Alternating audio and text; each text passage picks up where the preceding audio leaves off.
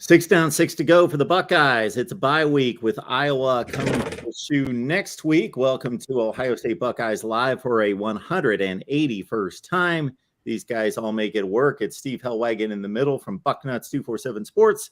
Kevin Noon up top from Buckeye Huddle. Tony Gerdeman as well, Buckeye Huddle. Please lock into their sites and their work, and we will talk a little bit about what they've got to offer a little bit later. Gentlemen, good to see you. Let's go to Michigan State and wrap that thing up. My goodness. So 49-20, I think that was the biggest 49-20 route I've ever seen. Steve set us up. He said, start me up. You're playing the role of Mick Jagger today. So let us know your impressions on the Buckeyes. Yeah, I've seen a lot of bands in concert, but never seen the Stones.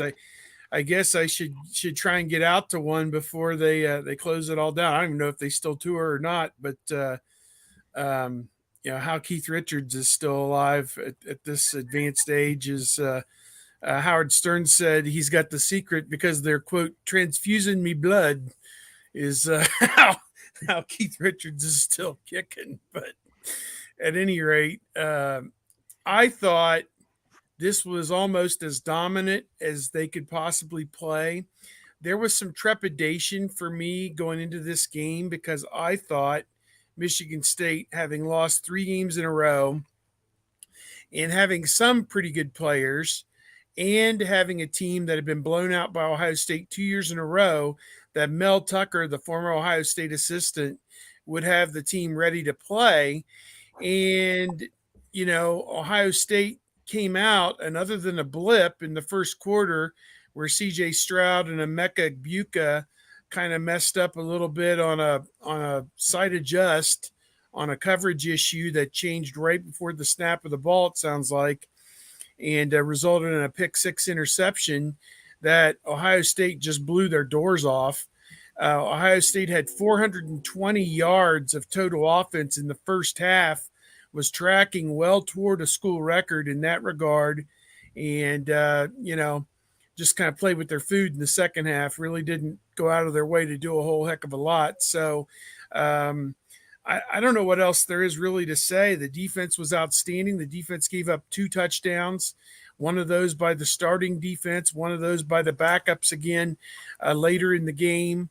An 80-yard touchdown drive. Up until that point, Michigan State at the end of the third quarter had 110 yards total offense against the first-team defense. So I would say this was about a 9 out of 10 in terms of annihilation of Michigan State, particularly on the road.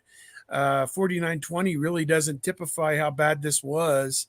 And Ohio State was picking up yards, and again, as they do every week, in 10 and 12 and 14 and 20-yard chunks. And then they hit the big play every now and then as well. Just to remind you, I think they had 3 touchdown drives in excess of 85 yards. I don't have the box score in front of me, but I know a couple of them were in the 90s.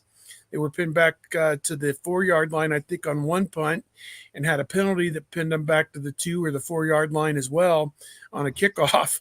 The one that Trianum, I think, finally got some traction on a kickoff return out to about the 30 or 40. And there's a flag laying back at the 5-yard line. Poor guy can't catch a break. He finally fielded one and returned it, and it didn't count. So, any rate, I don't know what else there is to say other than Michigan State's in a real bad way right now in terms of football. And this is not going to be one of their better seasons, it turns out. And Ohio State just went in there, obliterated them, got home, and the guys were told we're only going to practice 3 times this week. So live it up. Yeah. Looking at the game, I mean, it's just becoming commonplace for Ohio State to score on every first half drive. And even on the drive that they did because CJ Stroud threw the pick 6. So you look at Ohio State through 6 games, it scored 98 first quarter points, which is up from 62 through 6 games last year. They're much more of an immediate get on you type of team than they were last season. Last season, they were a little bit more of a second quarter team. Again, you're doing this like last week without, JSN, which has kind of been right and steady there on that situation, but no Mayan Williams. Trevion Henderson steps in. I mean, he gets dinged up in the game. We see a healthy dose of Dallin Hayden, heck, we get to see Xavier Johnson, who probably could be playing at a lot of schools if we're being quite honest. He had Division I FBS offers, chose to walk on at Ohio State. Defensively, Tommy Eichenberg playing really well, Steele Chambers playing really well. I mean, we talk so much going into the season. Oh, linebackers. We really don't talk about the linebackers except to kind of praise them at this point. So, it was very much a paddling of Michigan State, and I think that everybody kind of expected it. Ohio State ended up covering. A lot of people was like, "Oh, that's a really big line." Well, Michigan State isn't really good, and Ohio State came to prove that. And on to the next one. But we get the week off, and I know I'm going to be sitting on my sofa with a pork butt on the smoker and some beer in hand, watching football. A pork butt on the couch and on the smoker. I know. I'm looking forward to having the weekend off, and it's a good weekend to have off with all of the undefeated games. I don't really have much more to add. I think, Mark, you hit it on the head that this was much more than a 29-point game. This could have been whatever. This was Ohio State calling off the dogs in the fourth quarter and giving Michigan State a free touchdown on the pick six. And this was as far apart from a 29-point game, I think, as we've ever seen. And this is still just an Ohio State offense that is 85% healthy, and an Ohio State defense that is not where it's going to be by the end of the season. So there's more to come. I'm looking forward to seeing what happens against Iowa. And just all of basically the September call-ups, except there'll be October call-ups with everybody being healthy and being more than just some AAA players, as we know. And so it's the whole sky is the limit thing, but also the level of play, the level of competition is going to raise up as well, because to this point, we don't know how good a defense is. We think it's good, but they haven't played anybody.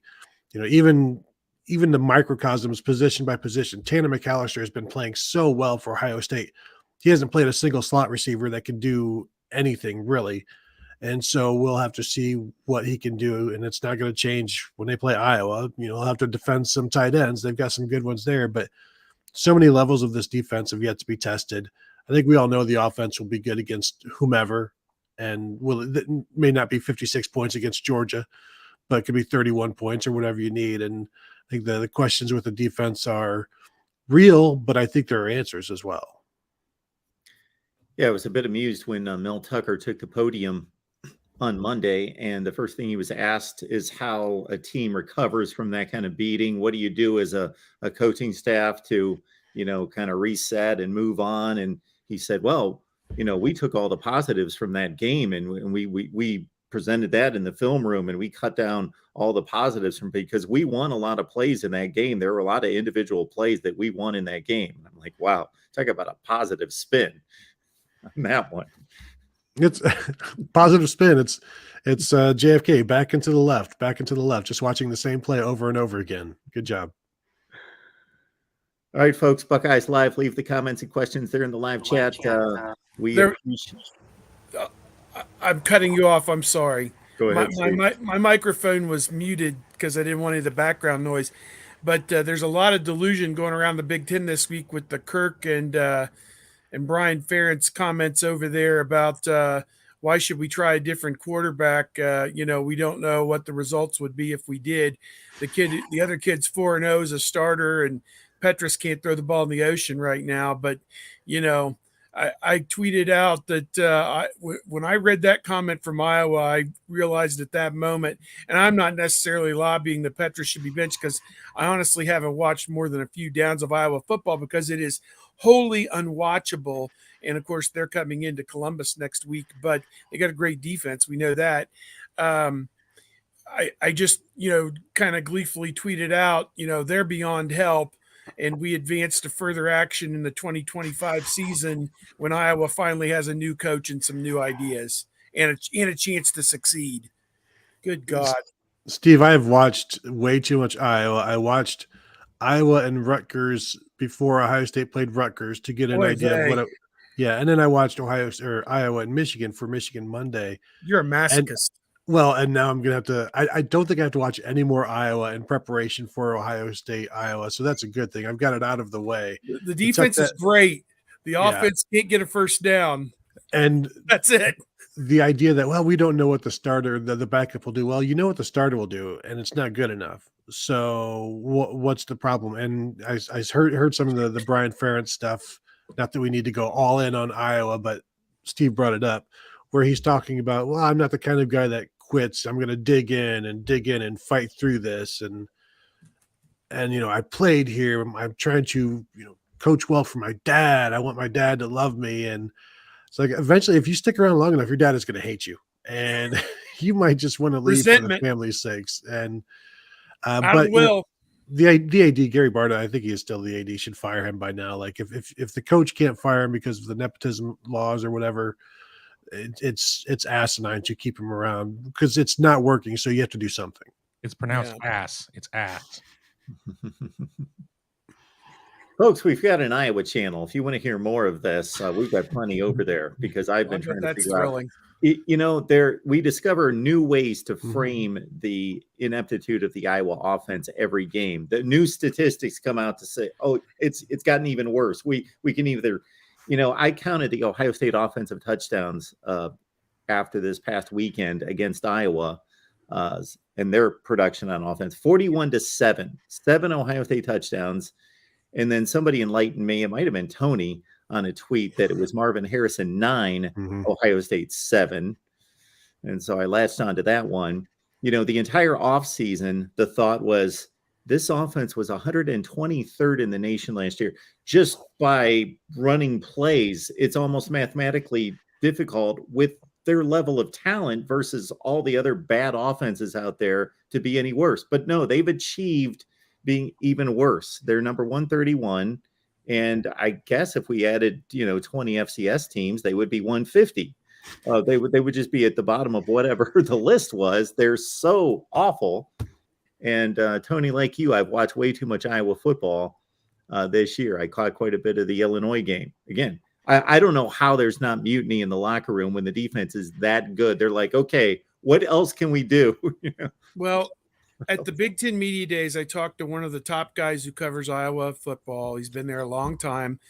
And we talked about them coming to Ohio State. And he said, Iowa usually gives up a touchdown on the first drive.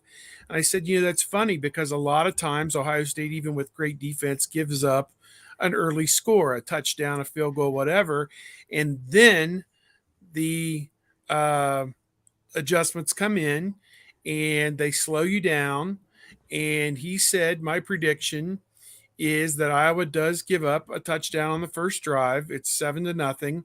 And then at the end of the first quarter, it's 10-0. At halftime, it's 17-3 is what he predicts. And he says then in the second half, invariably, the defense will finally give up because they've been left for dead again. And when you don't move the ball offensively, you create a situation, even if you have a good punter, that field position eventually tips to the other side. And he said 38-3 is what he seriously thinks the final score could be when Iowa plays at Ohio State. So, man, I don't know that I see that. I don't know what the early line on that's going to be, but it's got to be something like 20, 25 points maybe. I don't know. I mean, it's got to be, I don't know. And the over-under, like 40, I don't know. I mean, shit, Ohio State's going to score 42 just falling out of bed at the Blackwell. So I don't know. They do have a great defense. They do have a 25-point favorite. If Ohio State's a 25-point favorite, the over/under should be like 28.5 because Iowa isn't getting more than 3. I mean, I don't know. I'm not a math. I was told there would be no math. And one more note on Iowa, like Tony said, we can move on from Iowa. We've got a whole other show before the Hawkeyes come to town. But, oh my goodness, I lost my train of thought. Well, one more note. Maybe you can pick it back up, but I will just say this. Iowa has scored 88 points this year. Ohio State has scored 98 in the first quarter. Ohio State has scored more offensive touchdowns in every single quarter than Iowa has scored all season long, except for the fourth quarter. Ohio State has only scored 6 offensive touchdowns, And that's the quarter they're not trying to score offensive touchdowns. So they're almost doing more than Iowa is doing, and they're not trying to do anything. And they're still almost being more successful than Iowa over I 4 got quarters. it. Kirk Ferentz, a number of times during the offseason, used this response to a question about the offense. And now that they've actually played games and the offense has been even worse. And when he's asked about, what is being done to improve the offense, we won 10 games last year. That was his response this week. We won 10. Well, first of all, that was last year. Number two, the defense won 10 games last year. If you run a corporation, you got 3 departments and 2 of them are exceptional. And one's like the worst known to mankind. Don't you do something about that? Like you just, Yeah. All right. He's They the were 14-time Big Ten Coach of the Year. How dare you question him? They were like 2-4 down the stretch, and talent equated games, they're not even in them. So it's like, 42-3 to Michigan, snatched defeat from the jaws of victory against Kentucky in the bowl game, and 10-7 Iowa State, ridiculous. So the Michigan game, their defense held them in that. Got some stops against Michigan. Otherwise, that would have been 40-10 or whatever. So yeah, I don't know. We can beat up on them all day. They're an easy target right now, and much of it from their own stupidity. It seems like, or not stupidity, stubbornness. The old man's just stubborn. What can you do? Well, and to bring this back to Ohio State, it's a lot like Luke Fickell after the 2013 Michigan game when Ohio State won 42-41 and people were getting on Fickell for the defense. And his comment was, did we win? Did we win? Did we win? It's like, yeah, you won that one. But what happened to the next 2 times you took the field with that defense? You lost. You lost to Michigan State and you lost to Clemson. Yeah. And so that defense of your defense or your offense, it only carries so much water until there are too many holes for the water to stay in the bucket. And let's not forget, Iowa put up 55 points against Ohio State last time they played. I don't think they could do that in 5 games. They put up 55 cents. That was the game where Greg Schiano, they didn't tell him before the game that the tight end is, in fact, an eligible receiver. And the tight ends caught like four touchdowns. Who were those tight ends? Was one of them like Hawkins Smith? Like Noah Fant and TJ Hawkinson. Yeah. Yeah, Hawkinson and Noah Fant. Yeah, they're still scoring touchdowns. Is that the game where who was the quarterback? Barrett? Nathan Stanley. Did Barrett throw an interception on the first play? Yeah. And wasn't that too the game where Bosa ended up getting it was like tied and Bosa got ejected for targeting and then it all kind of fell downhill. Not that they had an answer for that Ohio State really had an answer for Iowa defensively, but then to lose a Bosa at that point, it all and those great special teams too. Purdue was trying a chip shot field goal right before halftime. And Ohio State, the dumbasses sold out to try and block the field goal, and they went right around the edge and scored a touchdown. And Urban's standing there, like an idiot. Like, why you're trying to block? First of all, you can't block a chip shot field goal because the kicker kicks it straight up in the air. It's not going at the line of scrimmage. It's going straight up in the air, you dumbasses. And they didn't play safe defense on that. You give up the touchdowns that you deserve, and their hubris was at an all-time high that night. Trust me. And again, folks, we talk this Iowa football team on the Iowa channel every Tuesday night, so you can join us. That's got to be a lot of fun. It is great fun. Yes, I will say this at some point. I throw this out from time to time to say this is the basic Iowa equation: is their defense wins every game. About 9 out of those 10, the defense wins in spite of the offense. About 1 out of 10, the offense actually doesn't win the game, but supports the defense. When is the last time an Iowa football team won because of their offense? And we might have to go back to 2017 against Ohio State. But we will see, yes, a great offense against a great defense, and possibly a great defense against and non-existent offense. We shall see. Yeah, I made that comment all off season. What is the spread going to be for the Ohio State Iowa game? And I threw out like this thing's going to be between 21 and 25 points, and people thought I was nuts. All right, Ryan Dawes, thank you so much for being here. Appreciate the contribution. What game intrigues you guys the most during this open week, Kevin? Well, do I take the easiest answer, or do I sit there and leave it for somebody else? I'm most interested in Michigan Penn State, because that has the biggest impact on what it is that I do for a living in terms of being able to write about two teams that are still on Ohio State's schedule. What will Blake Corum be able to do against the Penn State defense? What will Nick Singleton be able to do against the Michigan defense? Who's going to be able to shine brighter between Sean Clifford and JJ McCarthy? Neither of these teams have played anybody. I was watching a video review from the College Football Nerds on YouTube, and they had a lot of issues trying to really decipher the game due to who these two teams have played. So, I mean, I'm really interested. It's right off the bat. I will not be too beery by that point of the day. By the time that the TCU Oak State game comes on, I'll be beery. But I think that this is going to be the game that really kind of sets the tone for what Ohio State's second half of the season may look like, because those are the two big baddies left on the schedule. And, honestly, I think both teams are going to sit there and show some more cracks that are there that, maybe we're not talking about with a 6-0 and a 5-0 team or whatnot. And I guarantee you that, the GAs and everybody else will have those cut-ups done pretty much immediately to have them in hand just as they get ready for each of those teams. Purdue's not a good team?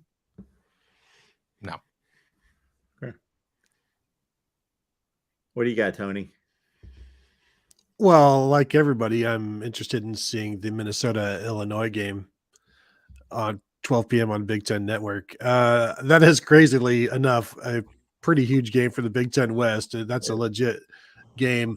It's going to be, I don't know if I'm going to have it on one of my two TVs to start with, because the Kansas-Oklahoma game is also, but obviously the Penn State-Michigan thing, we're going to find out more about each team's flaws, as Kevin said. But I want to see if this is where Tennessee stakes their claim as a national title contender and a playoff contender. They are the darling right now, and there's I don't know how much money is being put on them right now. It's 7 point. I think it's a 7-point line, and it's in Knoxville. This should be a game that Tennessee wins if they are as good as everybody thinks, and Alabama is as flawed and they have a banged up quarterback. This should honestly be where Tennessee does what Texas A&M did last year, beats Alabama and asserts themselves like, we are back, we are something, look at us play. And if they can't, then, now you've tumbled a bit. But this is a game that if Alabama loses, that's fine. It's no biggie. All they have to do is just run the table. It gets real dicey, though, if they lose this and then they lose in the SEC championship game to Georgia or Tennessee again at that point. So it's a big game, obviously for Alabama. And is this where Alabama kind of asserts its dominance and then starts, kicking butt? But I think 5 times last year they won by a touchdown or less. So this could be the 3rd time they do it this season.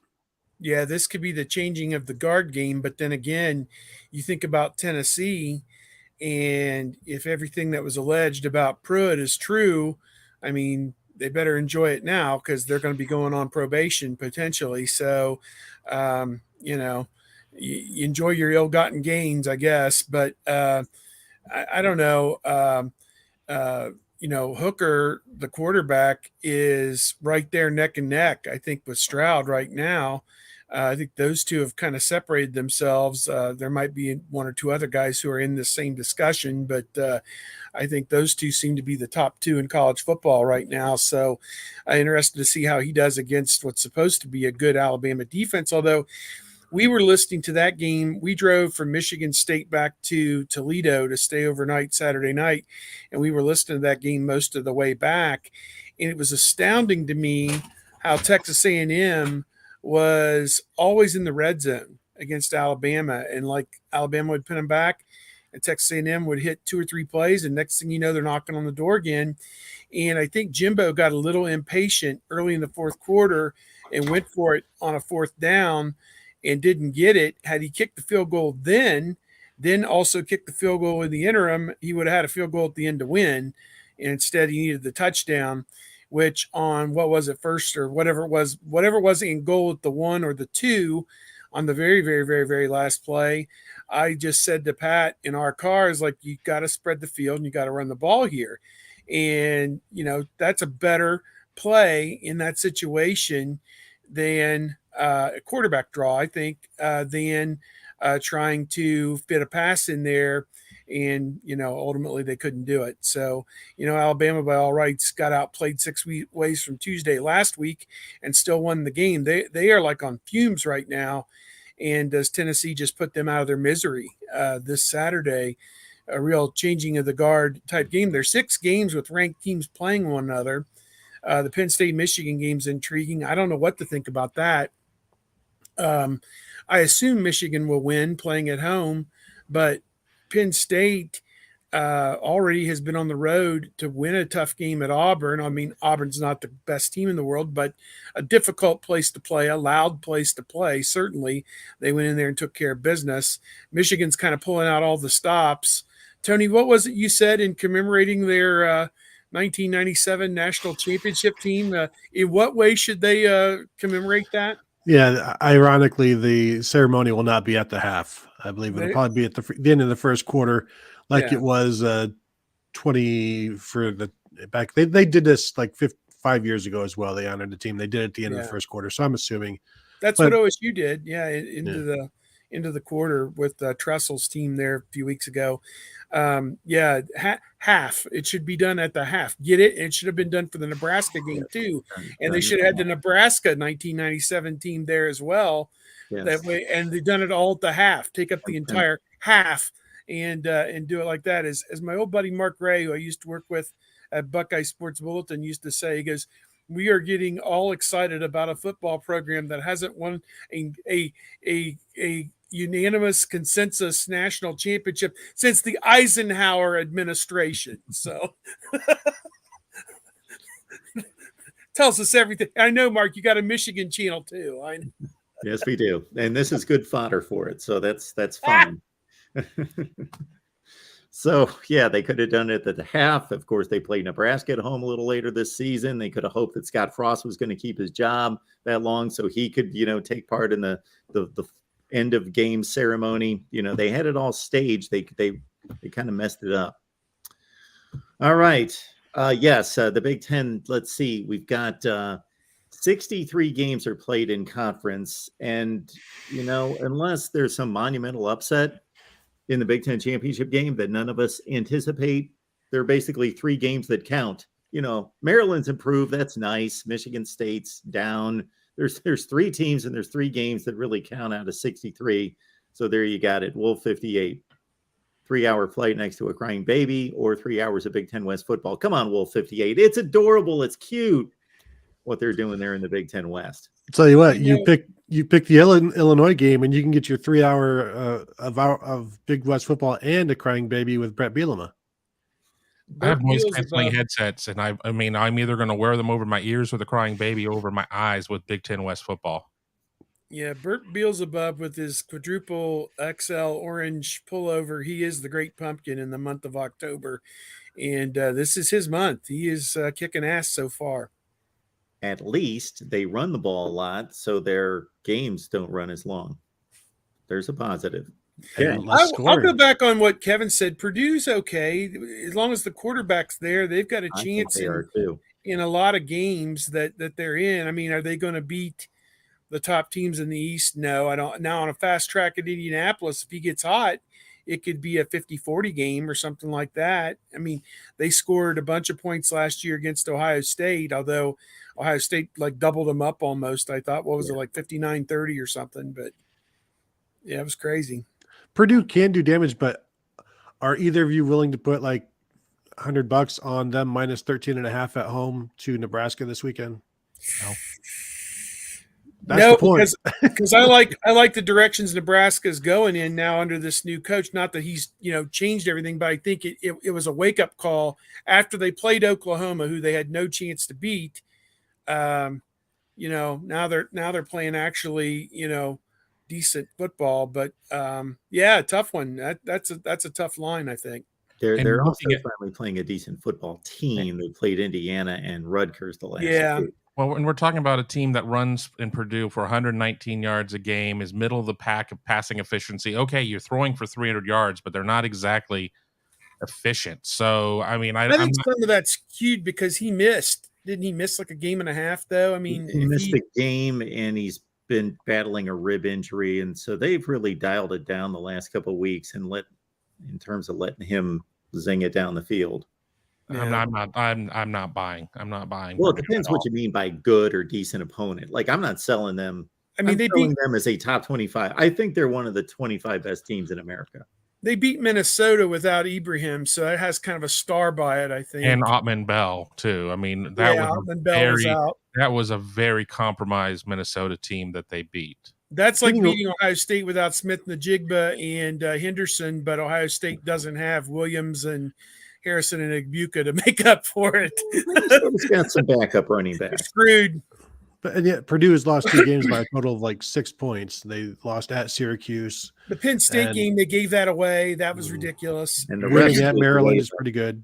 And the refs gave away the Syracuse game. Penn State hadn't determined that, Nick Singleton's probably pretty good. We should play him at that point. I mean, so there's no way to know. There's a point and a counterpoint and a counterpoint to that counterpoint. I mean, we're solve it on the field, but for now, I just don't see it. Okay. We got Mike Smith. Thank you so much for the contribution there, Mike. And also Mike coming back with another contribution. Thank you so much for that. All right. Mike says, I'm a huge Buckeye fan. Unfortunately, living in Iowa. Wow. It comes full circle here. Making my first trip to the shoe for my honeymoon and the Iowa game. Any places to eat or things to do in Columbus that the boys can point me towards? Kevin is a big foodie. He could probably tell you that, but I would say, and I don't have the schedule in front of me, if the Blue Jackets are playing at home on Friday night, that would be a lot of fun to go down to the Arena District and hang out and get a ticket, probably get cheap tickets and go to an NHL game down there and hang out in the Arena District and then campus area maybe. Of course, it's a noon start, so there's not a lot of time on Saturday. Kevin, anywhere in that corridor that you really would recommend for somebody coming in for a game? I don't know where all the best places are right now. Well, and the thing is, so many places have turned over the last couple of years. I mean, I mean, I'm always going to tell people when they come in from out of town, you got to go get a Thurman burger. But down German Village. There's a bar down the street that you can go sit at as you wait 3 hours to get your table at Thurman. If you're going to be hanging out in the Arena District, everything's kind of turned over right in those restaurants right there where like Gordon Biersch was. But you certainly have some nice places in terms of like there's some Cameron Mitchell places. You go like to the Pearl. With it being the honeymoon, and if you've got if you want to do a really nice steak dinner, downtown, you've got Jeff Ruby. I think I need to be dialed in more in terms of what it is you're looking for in terms of what type of cuisine, what your range is and everything else. As Steve said, Saturday is going to be a wash. I mean, maybe you can get like some like later dinner reservations after everything's done, but you're not necessarily going to be able to do anything beforehand. Columbus has a fantastic brewery scene, lots of great breweries around town. A lot of them have food trucks. I would highly recommend in Franklinton, Land Grant, which also has a Smitty's barbecue food truck, and I think they have a taco truck there now too. Plus, I happen to be friends with one of the main guys over there, so shameless plug for them. But Columbus, for the size of the city, is surprisingly a really good food city. I would say that we're lacking a little bit in terms of Italian, and I can't get a good cheese enchilada around this town. I don't know why. Everything is like cooked out of the same kitchen apparently, and none of it's good. I would just say I don't know how much Columbus has to offer because coming from Iowa, where the I-80 truck stop is the world's largest truck stop, there's nothing that can really compete with that. So good luck.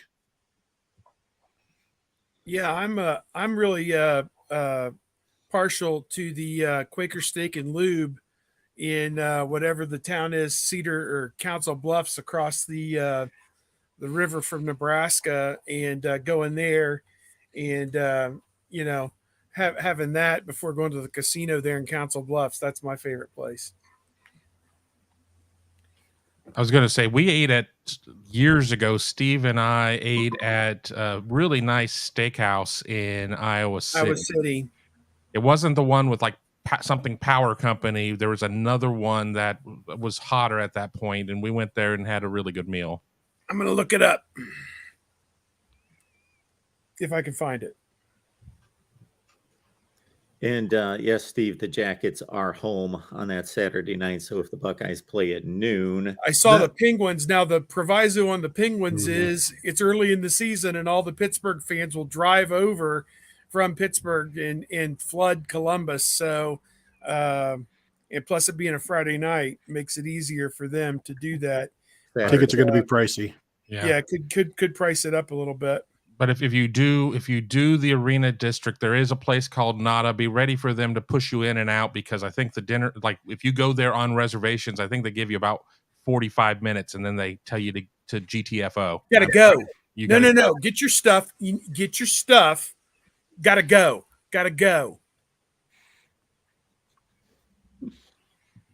There you have it. More than you could ever want in terms of Columbus cuisine and events there. Well done. So congratulations there, Mike. Yep. All right. 6 games in, so we've got mid-season report cards and grades to hand out to a certain extent. We don't need to go through every player on the roster or every position, but Tony, we'll start with you in regards to what stands out after half a season. Has anybody jumped out that you can give a gold star to? Gold stars, if you're asking like one person area player that is standing out above what they did last year, that's Tommy Eichenberg for me.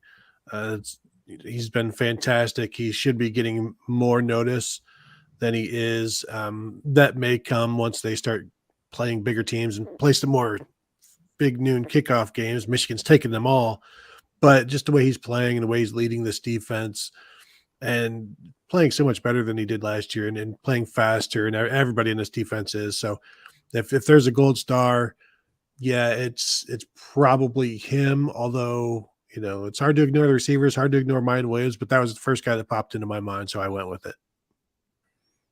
What do you think, Steve? What stands out after 6 games? I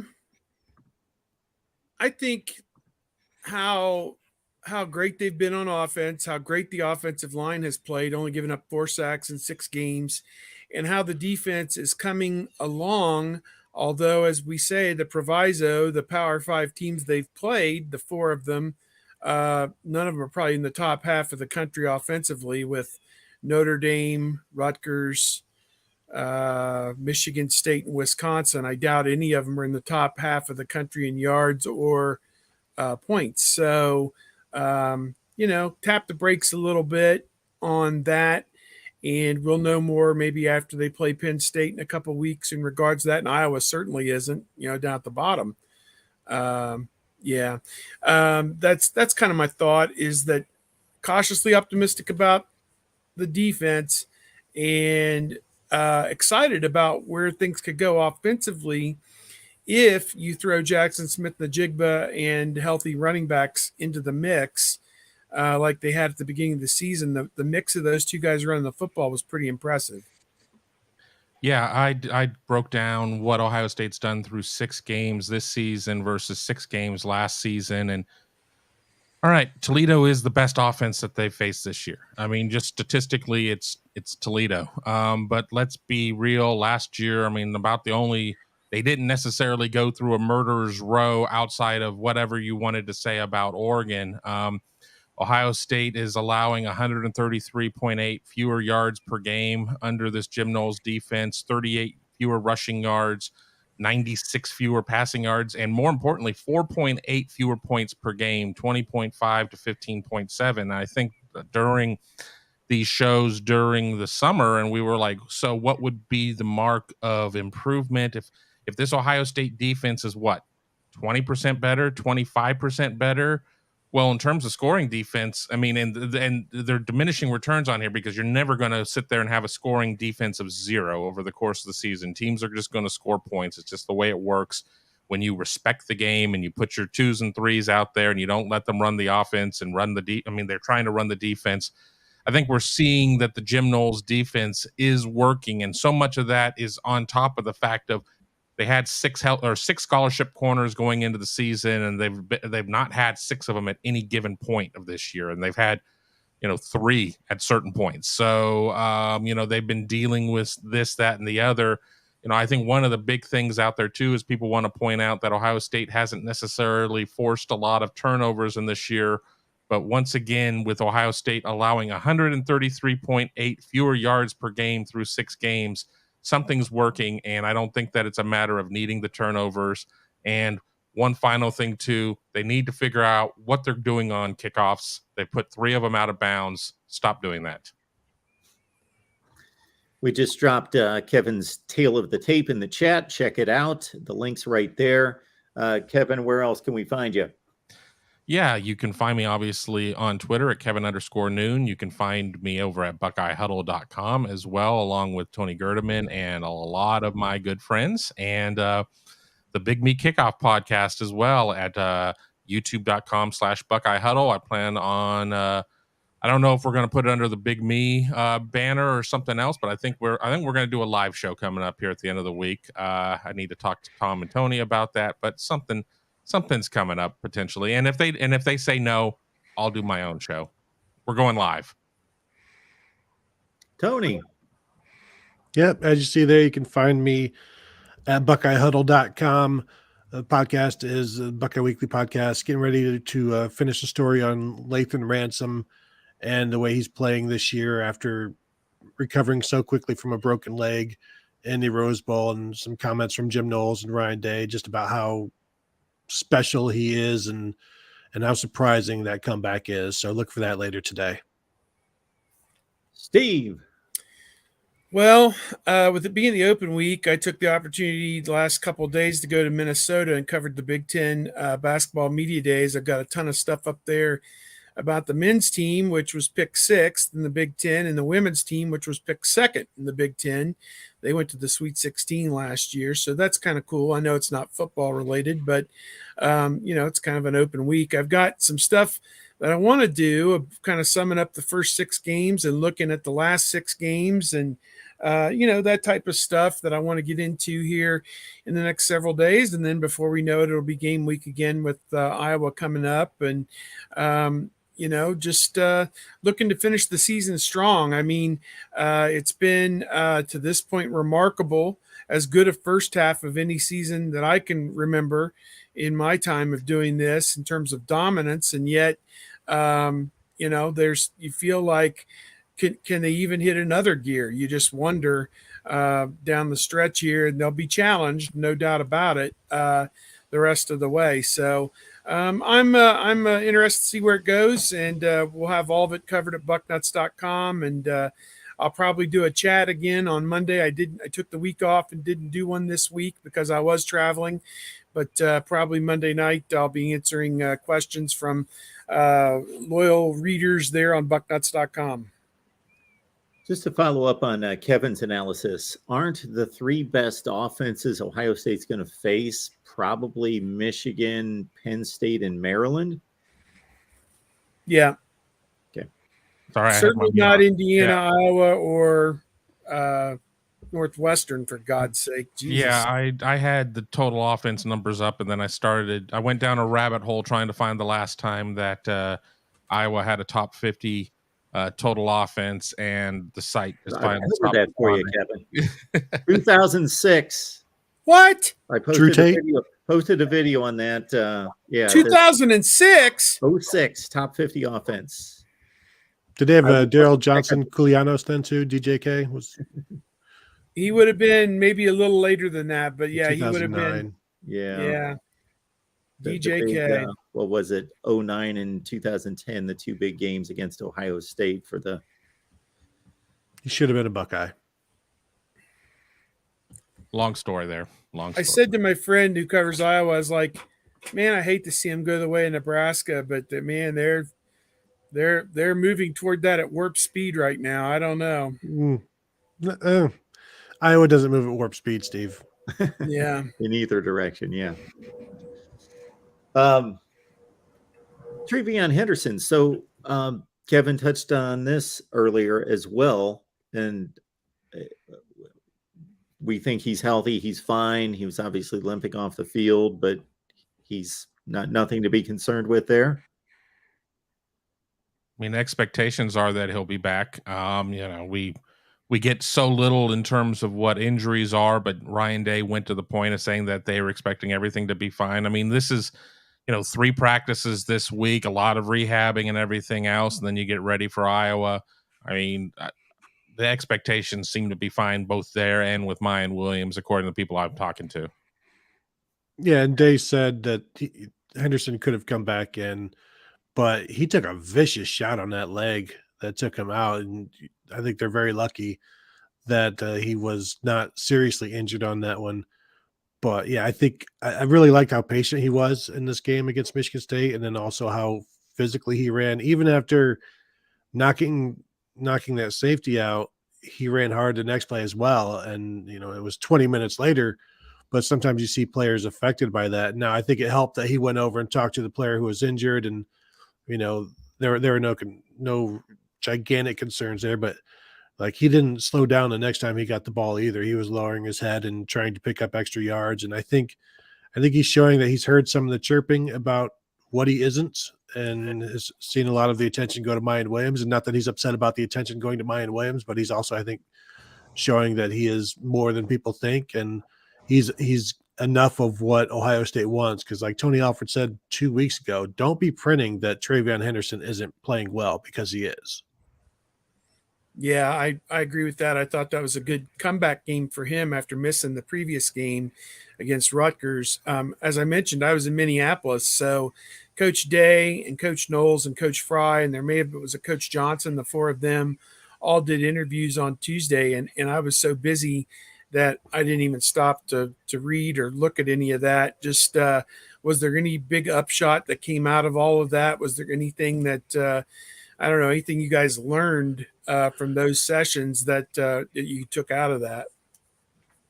Well, I think with Day just saying basically like everybody that you expect to be back should be back for Iowa, including Jackson Smith and Jigba and Mayan Williams. So that was Wow. Jordan Hancock, perhaps. No Cameron Babb just yet.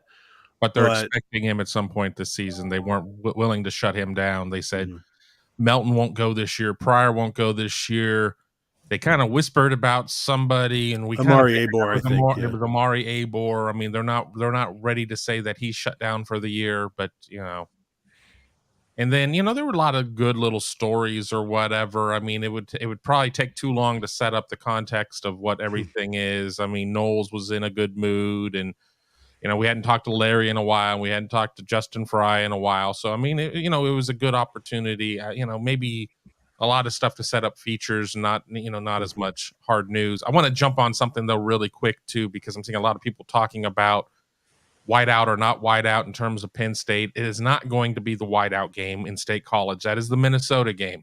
This Ohio State Penn State game, the game time hasn't been announced. It sounds like it's going to be noon.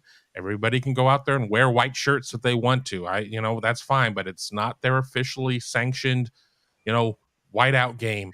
And just for the record, and somebody posted in there, but I'd found the stat myself, Penn State is 9-8 in whiteout games, and Ohio State is 3-2 going there and playing in whiteout games. So, while it's a fantastic environment and everything else, it's not, it's not some sort of unbeatable, unfair advantage. It's lived up to this reputation that that's, it's William Wallace shooting fireballs out of his arse. I mean, it's not real.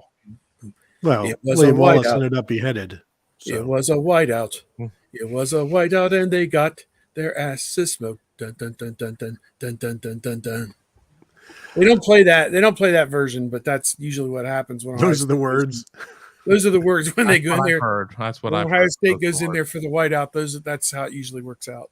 But I mean, the games are closer than maybe they should be at times, and I think you can attribute that to the crowd. And so, to not have that night game crowd and that night game atmosphere is Hey, much appreciated on Ohio State's part. if they somehow beat Michigan and it's like number 2 Ohio State, number 4 Penn State, it's gonna be off the chain. Trust me. So I don't know how they're going to beat Michigan, but what's the line on that game? 7.5, something like that. Yeah. I haven't 7 looked right now. I haven't looked recently with Ohio State not playing. I in sports gambling is illegal at Bushwood, sir. I mean, I'm not gonna really care that much until January 1. And I never slice. Yes. I never slice. Well, my friend was in Vegas and I popped in 2 parlays for him last week, and the only game out of the 2 parlays, like 7 games that I hit, was Texas A&M plus 24 against Alabama. Everything else was a loser, including Illinois minus 3.5, only winning by 3 over that great Iowa team. It's So always the hook that gets you. Yeah, that half point nailed me, but I was way off on some other stuff. Just my radar were completely jammed. My picks on our site, I had one of the worst weeks I've ever had. I was 7-18 against the spread last week, so I need to dig in and come up with a new model. I'm going to sit down this afternoon and write the picks for this weekend. I better between now and the next hour come up with a new model because I was way off base this past week. I'm doing fantastically well on Mark's pick sheet. I am 38-37 against the spread. That is money made. Are you sure? I don't know where you're going 10%? where that's money made.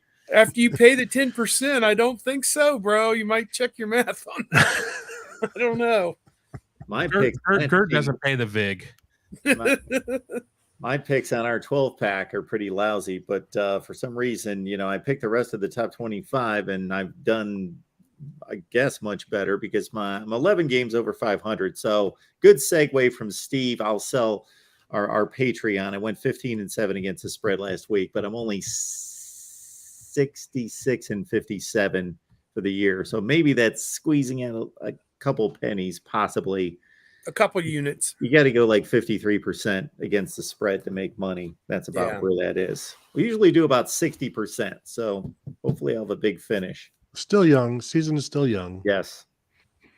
So, if I recall, Mark, you came on strongly last year. Yes, I believe I did. So that's usually the track record. Once you learn more, you start to become an expert. You can't just be an expert in September. Well, you can act like one, but you're not one until October. But that's when the dummies are supposed to be able to, make some money against Vegas. Before Vegas has figured it out, then you got a better chance in September. That's what I hear. But yeah, I always do better later in the season.